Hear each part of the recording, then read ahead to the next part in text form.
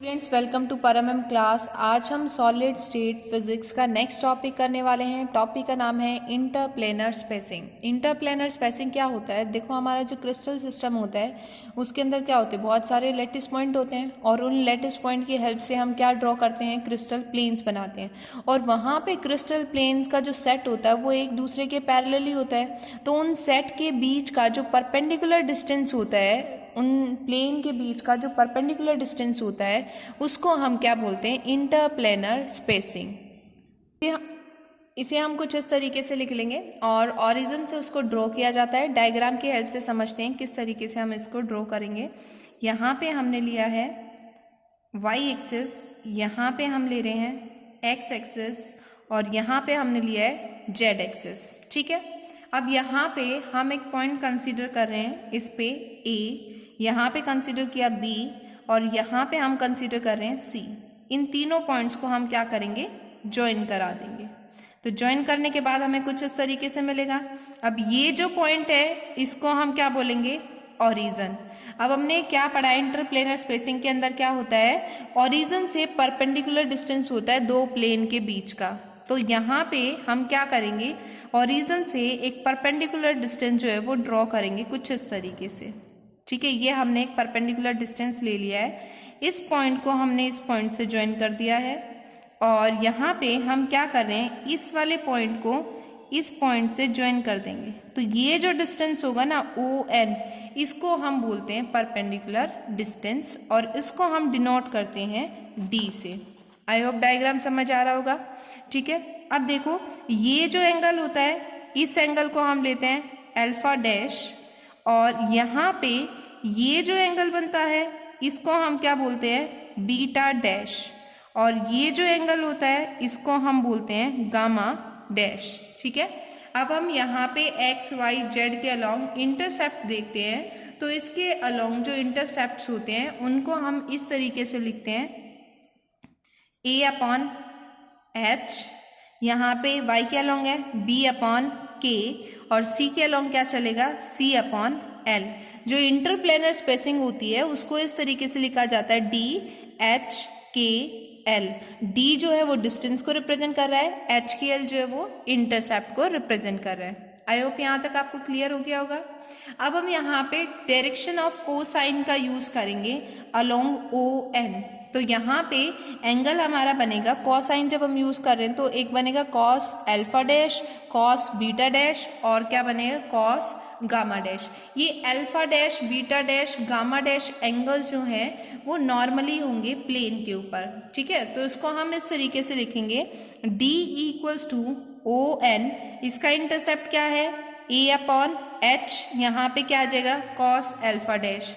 Then उसके बाद इसके अलोंग देख रहे हैं तो यहाँ पे हमारे पास क्या आ जाएगा, बी अपॉन के कॉस बीटा डैश। और जब हम इसके अलोंग लेंगे तो यहाँ पे हमें क्या मिलेगा, C upon L cos gamma dash. ये हमें यहाँ पे मिल जाएगा। अब हम क्या करेंगे, यहाँ पे डायरेक्शन ऑफ कोसाइन लॉ का यूज करेंगे। तो देखो इसको हम किस तरीके से लिखेंगे, now using law of direction cosine, ये लॉ हम यूज कर रहे हैं। क्या होता है ये, cos square alpha dash plus cos square beta dash plus cos square gamma dash किसके इक्वल होगा, 1 के इक्वल।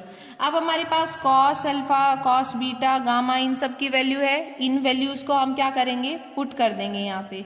जब देखो आप इन वैल्यू को पुट कर रहे हो, कॉस अल्फा डैश की जब हम निकालेंगे इधर जाएगा तो क्या बन जाएगी, एच अपॉन ए, इसकी क्या बन जाएगी, के अपॉन बी, यहाँ पे बन जाएगी एल अपॉन सी। तो पुट करने के बाद हमें कुछ इस तरीके से मिलेगा, d square h square upon a square plus k square upon b square plus l square upon c square equals to 1। Next step में हम क्या करेंगे, इसका रेसिप्रोकल कर लेंगे। जब हम इसका रेसिप्रोकल कर रहे हैं और d की वैल्यू निकाल रहे हैं तो देखो क्या होगा, d की वैल्यू इधर आएगी, डिवाइड में होगी। हमें डी की निकालनी है, तो डी का हमें रेसिप्रोकल करना पड़ेगा, इसलिए हमें ये वैल्यू मिलेगी रेसिप्रोकल फॉर्म के अंदर। देखो किस तरीके से हम इसको लिखेंगे, जब ये डी इधर शिफ्ट हो रहा है तो यहाँ हमें मिलेगा 1/d² equals to h² plus k² plus l² हमें वैल्यू किसकी चाहिए, डिस्टेंस की, और ये किस में है, रेसिप्रोकल फॉर्म में। तो इसको हम कुछ इस तरीके से लिखेंगे, देखो d equals to 1/h² plus k² plus l² यहाँ पे स्क्वायर है, ये स्क्वायर इधर आके क्या आ जाएगा, रूट, या फिर इसको हम किस फॉर्म में लिख सकते हैं, 1/2 की फॉर्म में। तो ये हमारे पास इंटरप्लेनर स्पेसिंग का रिजल्ट आ जाएगा डिस्टेंस के लिए। ठीक है, अब इसी रिलेशन को हम यूज करेंगे परमिटिव लैटिस क्यूबिक फॉर्म के अंदर, ऑर्थोरोम्बिक और टेट्रागोनल सिस्टम के अंदर। तो पहले हम यहाँ पे सिस्टम देखते हैं टेट्रागोनल। ये हम फर्स्ट यूनिट में ऑलरेडी पढ़ चुके हैं। उसमें हमने क्या पढ़ा है, जो क्रिस्टल एक्सिस होते हैं ए बी के इक्वल होता है, लेकिन बी की वैल्यू जो है वो सी के इक्वल नहीं होती है। ठीक है, और जब हम क्यूबिक सिस्टम के लिए ले रहे हैं तो क्यूबिक सिस्टम में हम ए बी सी तीनों को इक्वल लेके चलते हैं। ठीक है, अब देखो ये दोनों वैल्यू इक्वल होंगी तो हम क्या कर रहे हैं, b को भी a मान के चल रहे हैं। इस फॉर्मूले में पुट करो तो आपको क्या मिलेगा, 1/h² प्लस k² b की जगह आपको a² लिखना है। क्यों, क्योंकि a किसके इक्वल है, b के, और यहाँ आ जाएगा l² और इसकी पावर क्या बनेगी, 1/2 फॉर द टेट्रागोनल सिस्टम। अब हमें किस सिस्टम के लिए देखना है, क्यूबिक के लिए। तो यहाँ पे तीनों वैल्यू इक्वल है, तो इसको हम किस तरीके से लिख देंगे, 1/h² plus k² plus l² और इसकी पावर आ जाएगी 1/2।